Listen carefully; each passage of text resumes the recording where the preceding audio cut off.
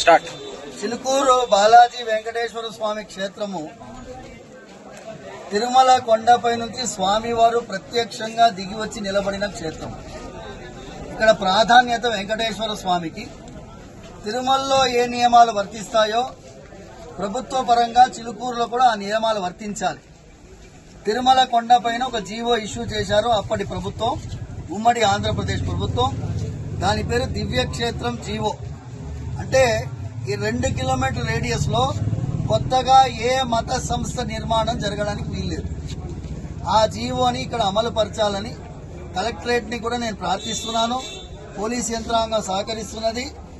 అక్కడ నిర్మాణానికి ఏ ప్రయత్నము జరగకూడదు. కలెక్టర్ గారిని జోక్యం చేసుకుని ఇక్కడ ఉండేటటువంటి పరిస్థితిని యథాతథంగా కొనసాగించాలని, నూతనంగా ఏ నిర్మాణ పనులు కూడా జరగకూడదని ఇప్పుడైతే